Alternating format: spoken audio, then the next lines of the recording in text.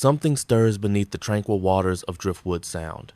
For 20 years, Cassie Lane has cast her nets here without fail, until one morning's haul reveals a shimmering object that defies explanation. The discovery sends ripples through her sleepy harbor.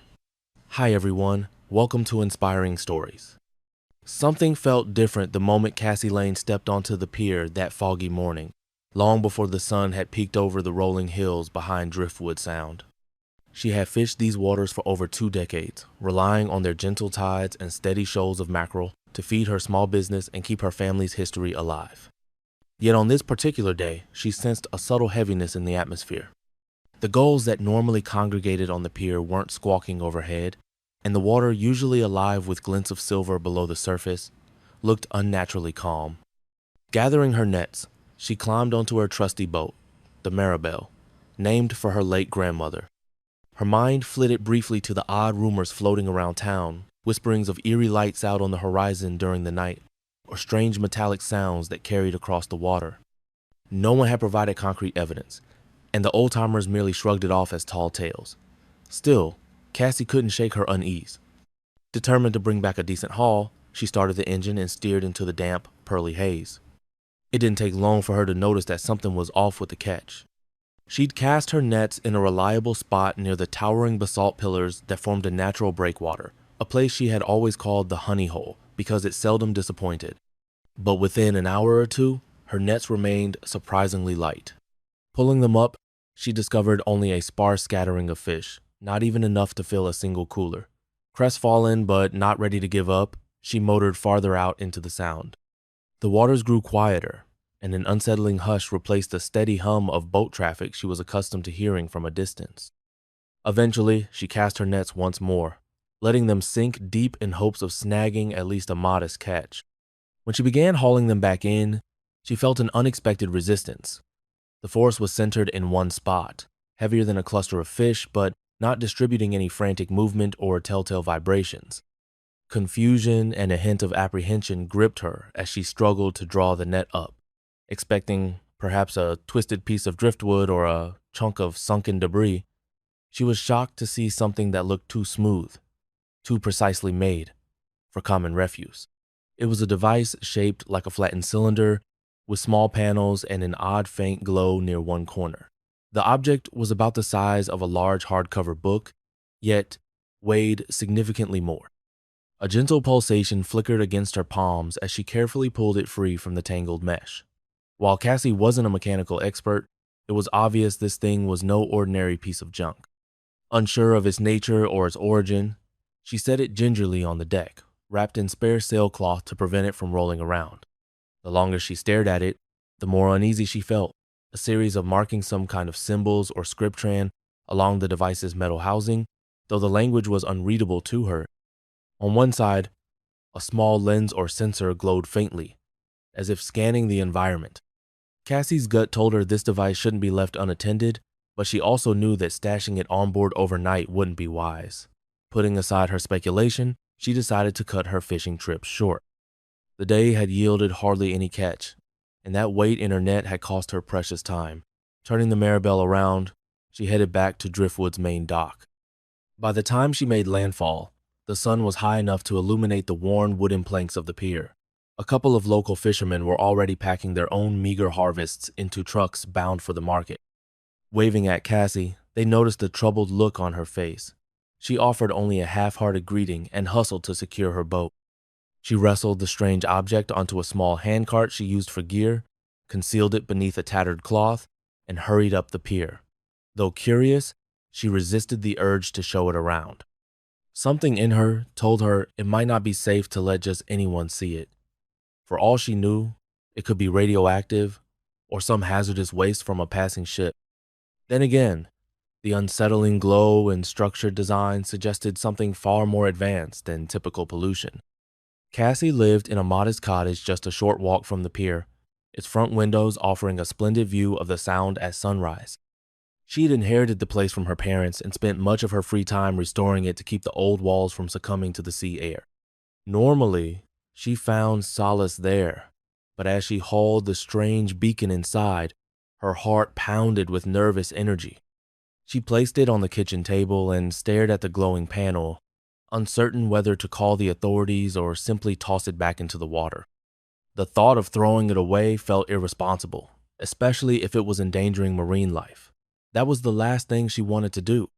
Fishing had become a fragile livelihood, and if something was driving the fish away, it spelled trouble for the entire village. Evening arrived with little resolution. Cassie tested her phone's camera, snapping pictures of the device from every angle, then attempted a few online searches. Predictably, her inquiries were too vague to yield real answers. She didn't want to phone the local police, who were few in number and more accustomed to dealing with lost pets or parking disputes. Instead, she decided to sleep on it and see if the next day brought any clarity. But clarity came sooner than expected, although not in the way she hoped. Before first light, Cassie awakened to a hushed commotion in the street outside. She peered through her window, eyes widening at the sight of 3 dark SUVs cruising slowly past her cottage. Their tinted windows gleamed under the glow of a single street lamp. They were unlike any vehicle she recognized in Driftwood Sound, which mostly had battered pickup trucks and small sedans. Minutes later, she heard knocks on neighboring doors, followed by muffled voices asking questions. A low sense of dread filled her chest. She had a strong suspicion about what they wanted. Her guess was confirmed when a sharp rap landed on her own door. Cassie inhaled deeply and opened it, only to be met by 2 men wearing simple dark jackets. One had an official-looking ID badge clipped inside his coat, but the text was too small for her to read. When he spoke, his tone was polite but firm. He asked if she was Cassie Lane, if she had been out on the Sound the previous day, and whether she had discovered any unusual items in her nets. Maintaining her composure, Cassie simply said she was a fisherwoman by trade and that she'd had a poor haul. She omitted the critical detail about the glowing device. The man wearing the badge, who introduced himself only as Mr. Grove, pressed a few more pointed questions. His companion surveyed the interior of the cottage from where he stood, never stepping inside but clearly trying to take in every detail within view. Eventually, they left, issuing a thinly veiled reminder that if she encountered anything strange in the water, she should inform the proper authorities. Cassie closed the door and leaned her back against it, breathing in shallow bursts. She felt like her privacy had been invaded, and now the presence of these unmarked vehicles around town only fueled her anxiety. Over the next couple of hours, she heard from neighbors that these men had approached anyone with ties to fishing, or anyone rumored to have spotted those odd lights out at sea. Some described them as government agents, though no one seemed to know which branch they represented. By midday, Driftwood Sound was awash in theories. Some said it was a salvage operation for classified technology. Others claimed it had to do with environmental sabotage. A few cynics even joked that the men were hunting for signs of extraterrestrial visitation. Cassie weighed her options. If they were legitimate, telling them about the beacon might make sense, but she dreaded forfeiting the object and having no say in what happened next. And if they weren't who they claimed to be, or if they had different agendas, she worried about the safety of her village and of the marine ecosystem. An uneasy tension settled over the days that followed. Fishing yields remained frustratingly low. On the morning of the 3rd day after Cassie's discovery, a stranger arrived at her door who, at least in demeanor, seemed far different from the others. She introduced herself as Dr. Elise Kovacs, a marine researcher who specialized in underwater acoustics. Unlike Mr. Grove's men, who spoke in carefully measured phrases, Dr. Kovacs was warm and direct. She admitted she was investigating certain anomalies reported in the area, specifically bizarre disruptions in marine life migration patterns. She had credible scientific credentials, even referencing some of her studies that Cassie was able to confirm online. Dr. Kovacs expressed concern about devices that might be lodged along the seabed or washed ashore, each emitting low-frequency pulses that interfered with fish behavior. Hearing this, Cassie finally led her into the living room and pulled back the old cloth covering the beacon. The researcher's eyes widened as she examined it. After a moment, she gave a slow, somber nod and explained that she'd seen something akin to it before, an advanced piece of technology, possibly intended for surveillance or environmental manipulation. Dr. Kovacs wasn't completely sure of its origin, but she strongly believed the device was not meant to be discovered by civilians. Cassie let out a heavy breath. So it's not just a random chunk of metal, she said ruefully. It's potentially messing up the entire fish population. Doctor, Kovacs agreed, adding that, from her experience, such beacons often came in clusters. If there were others scattered around the region, they could create overlapping fields of acoustic interference, driving fish away from once healthy fisheries and wreaking havoc on the local economy. They spent the next few hours studying the beacon. While Dr. Kovacs carried a portable analyzer in her car, she noted it couldn't fully interface with the device. The software was too proprietary, and the signals it emitted were highly encrypted or coded. However, her data confirmed that the object was broadcasting a consistent low-frequency pulse, the strength of which could easily repel sensitive marine species. Alarmed by the potential scale of the problem, Cassie grabbed her notepad, scribbling down everything she knew about the local water-tidal flows, hidden coves, spots fishermen rarely ventured. They decided to investigate these areas together, hoping to locate additional devices. By late afternoon, Dr. Kovacs had arranged a small boat rental through a local friend, since Cassie's own boat was too recognizable. They set out quietly, not wanting to attract attention from the unmarked SUVs that still prowled the main roads. Using Cassie's knowledge of the tide patterns, they zeroed in on places where debris or devices might accumulate. With a handheld sonar device on loan from a nearby university, Dr. Kovacs scanned the seabed for unusual shapes or metallic readings. However, her data confirmed that the object was broadcasting a consistent low-frequency pulse, the strength of which could easily repel sensitive marine species. Alarmed by the potential scale of the problem, Cassie grabbed her notepad, scribbling down everything she knew about the local water-tidal flows, hidden coves, spots fishermen rarely ventured. They decided to investigate these areas together, hoping to locate additional devices. By late afternoon, Dr. Kovacs had arranged a small boat rental through a local friend, since Cassie's own boat was too recognizable. They set out quietly, not wanting to attract attention from the unmarked SUVs that still prowled the main roads. Using Cassie's knowledge of the tide patterns, they zeroed in on places where debris or devices might accumulate. With a handheld sonar device on loan from a nearby university, Dr.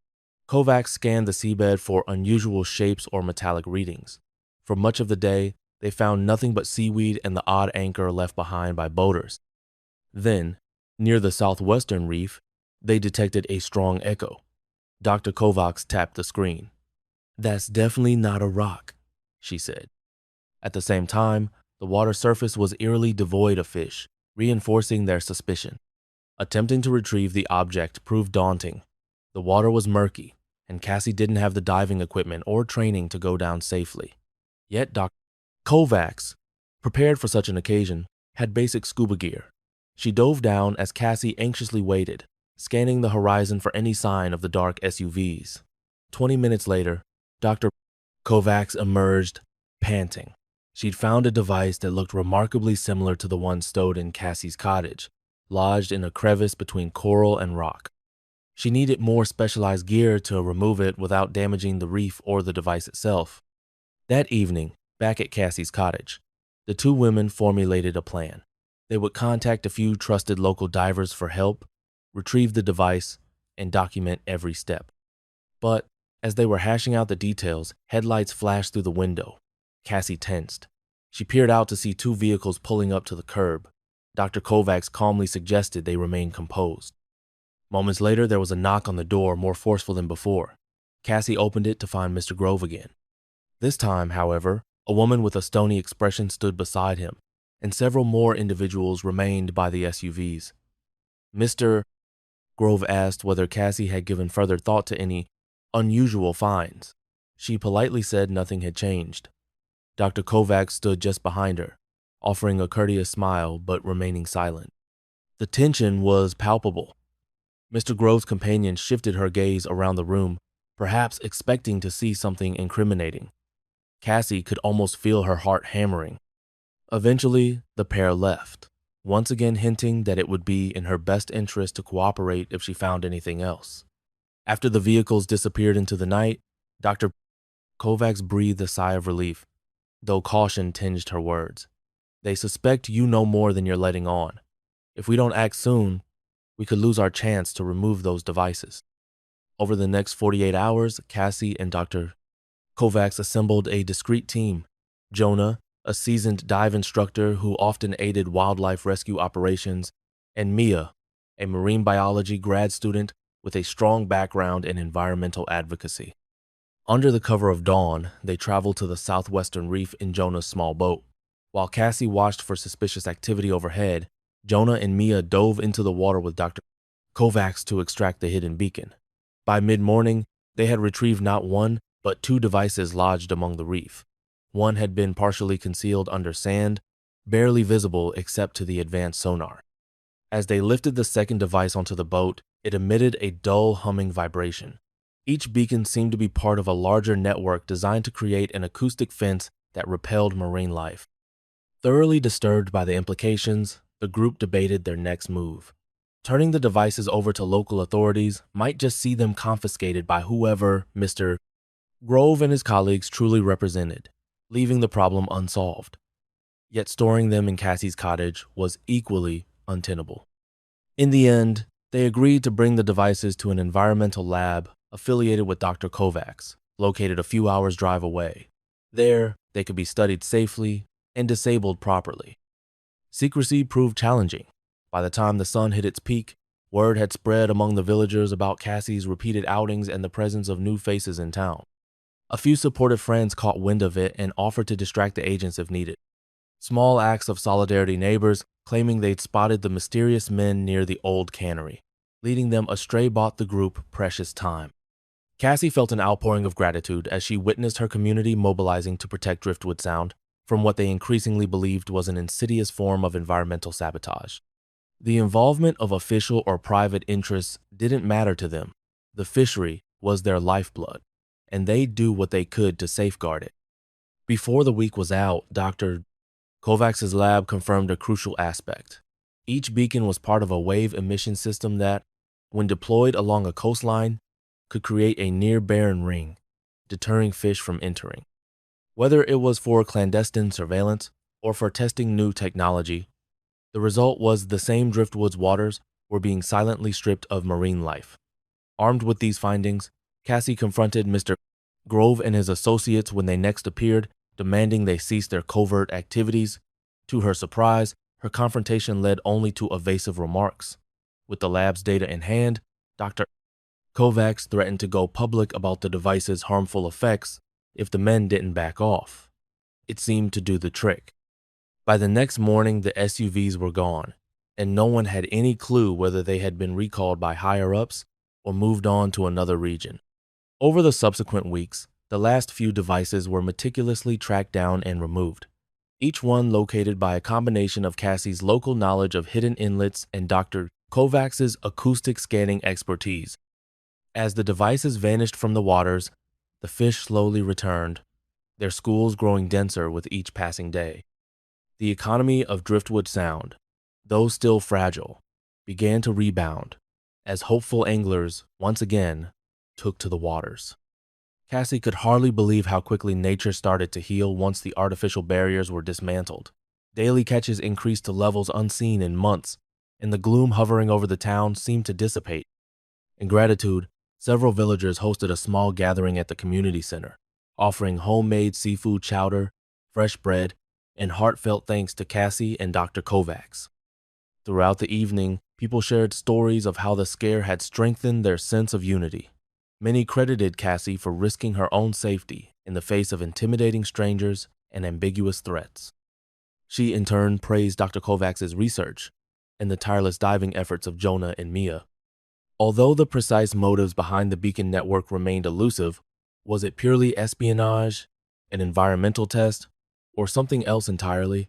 No one doubted the damage it could have done if left unchecked.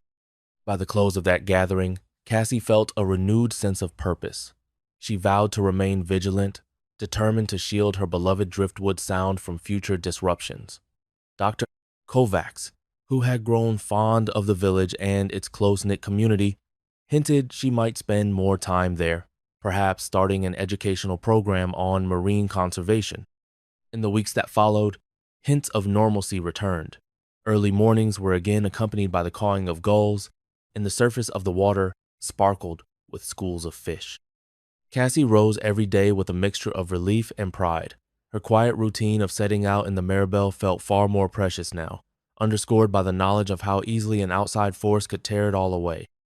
On one hazy dawn, Cassie steered her boat out to a familiar fishing spot and cast her nets overboard. She reveled in the swirl of shimmering scales below. As she pulled them in, the haul was heavier than she'd seen in weeks, brimming with healthy mackerel. She grinned ear to ear, feeling the boat shift with the sheer weight of the catch. In that moment, she reflected on how close Driftwood Sound had come to disaster. A single strange beacon had unveiled a chain of events that threatened not just her livelihood, but the entire culture of a town dependent on the sea. Thanks to teamwork, local insight, and unwavering resolve, they had preserved something invaluable. As the sun rose higher, casting golden beams across the gentle waves, Cassie secured the last of her full nets. Every inhale of salty air felt like a small victory, a testament to the resilience of nature and the community's solidarity. The memory of the unmarked SUVs and the men who wore politeness like a mask would gradually fade. What remained was the renewed spirit of people who had stared down an unseen menace and reclaimed their waters. Cassie guided the Maribel back toward the pier, envisioning a future where she'd keep watch over Driftwood Sound, always ready to stand up for the ocean that had nurtured her family for generations. And as the battered boat glided into the harbor, greeted by the calls of her friends on shore, she realized that the sea itself seemed to be breathing a sigh of relief, welcoming its guardian home.